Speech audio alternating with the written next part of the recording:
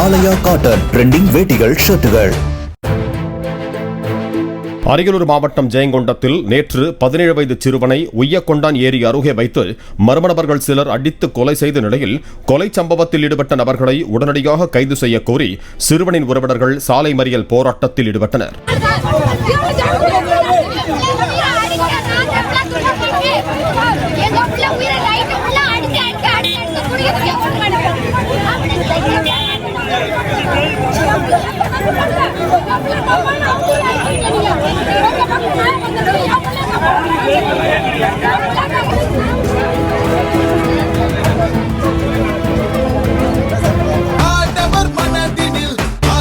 ஆலயா cotton trending வேட்டிகள் ஷர்ட்டுகள்.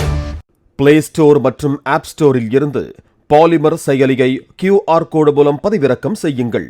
செய்திகளை உடனுக்குடன் பெறுங்கள்.